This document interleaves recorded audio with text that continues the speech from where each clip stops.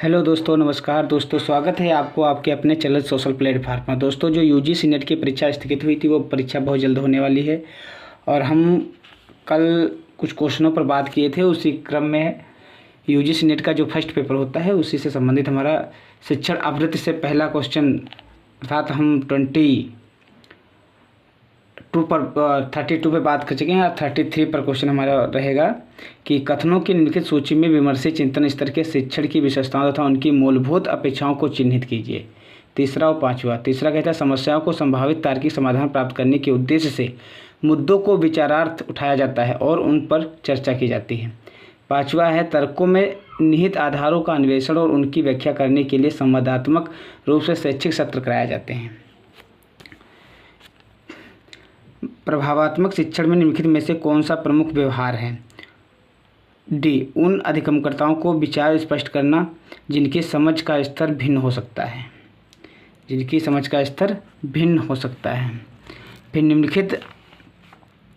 निम्नलिखित में से शिक्षण की उन रणनीतियों का चयन कीजिए जो अधिगमकर्ता केंद्रित हैं। ये पहला और चौथा। अधिगमकर्ता केंद्रित कौन है? साइबरनेटिक्स। ये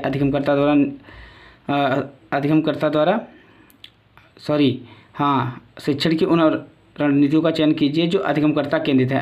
अधिगमकर्ता केंद्रित कौन कौन से? साइबरनेटिक्स है और चौथा है व्यवहारिक कार्य आधारित परियोजना।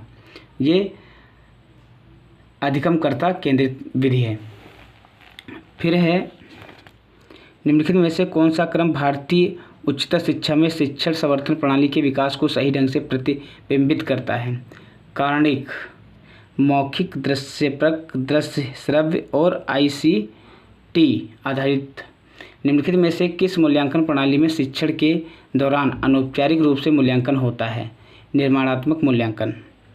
यदि शिक्षण को सातत्य की तरह देखा जाता है तो निम्नलिखित कौन सी प्रकृति शिक्षक और अधिगमकर्ता के बीच सक्रिय आदान प्रदान के शामिल करती है? अनुदेश। क्या है? अनुदेश।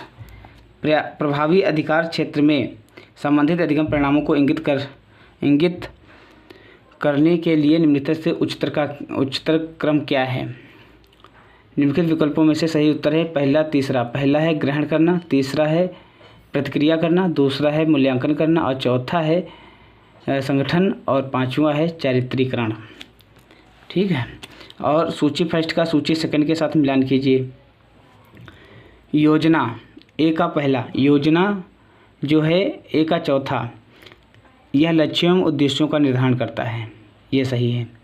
और बी का तीसरा, आयोजन कार्य, आयोजन करना, यह स्रोतों एवं लोगों की एक साथ मिलाता है, यह स्रोतों एवं लोगों को एक साथ मिलाता है। सी का दूसरा, अभिप्रेरण, यह कार्य के प्रासंगिक क्रियाकलापों के विनियोजन को शामिल करता है। नियंत्रण, डी का पहला, नियंत्रण, यह परिणामों की प्रतिपुष्टि को शामिल करता है और निष्पत्ति की तुलना के लिए अनुवर्ती कार्यवाही करता है। इसमें यह सही है। एक शिक्षक अपने विद्यार्थियों से कहता है जब आप यह सीख लेंगे तो आप अपनी परियोजना को करने में सक्षम होंगे। यह संप्रेषण किसका संकेत है? सकारात्मक प्रबलन का। चिंतनशील स्तर पर शिक्षण के आयोजन के लिए बुनियादी आवश्यकताएं हैं विद्यार्थियों की समस्याओं और उनके समाधान का पता लगाना और उनका निदान करना, ये सही है।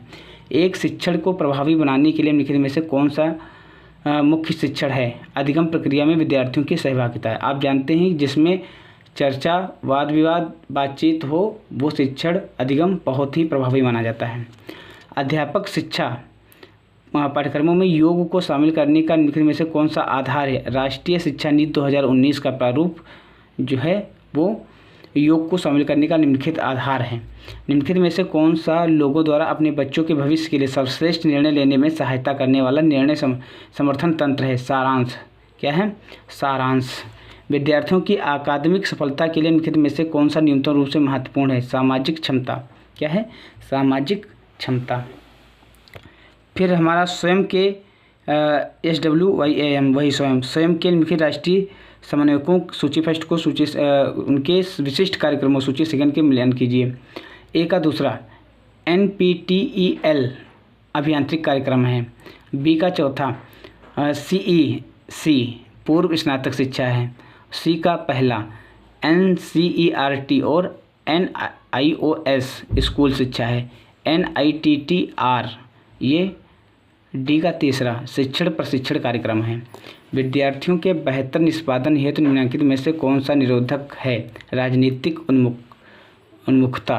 शैक्षणिक संस्थानों में सामान्य विद्यार्थियों के पास समूह जनरल्स पत्रिकाएं होती हैं और वे उसमें नियमित रूप से लिखते रहते हैं। निम्नलिखित में से कौन ऐसे कथन सही है जो जनरल निकालने के लिए औपचारिक मूल्यांकन की पद्धति के रूप में होते हैं? पहला और दूसरा। क्या है? पहला और दूसरा। पहला है, यह एक ऐसा उदाहरण जो विद्यार्थियों को अपने विचार और अभिमत प्रकट करने का अवसर प्रदान करता है। दूसरा, अभी तक उन्होंने क्या सीखा है उसे प्रदर्शित करने का एक अवसर है।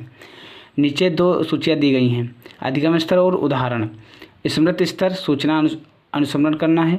अवबोध स्तर दी गई संकल्पनाएं उदाहरणों की पहचान करना। विश्लेषण स्तर सूचना का कई भागों में पृथक्करण। सृजन स्तर नए विचार उत्पन्न करना।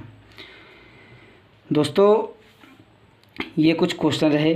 दोस्तों यदि आपको ये क्वेश्चन पसंद आ रहे हैं तो आप चैनल को सब्सक्राइब ज़रूर कर लें और लाइक करें, सब्सक्राइब करें और शेयर करें। धन्यवाद दोस्तों। आप सब्सक्राइब ज़रूर करें।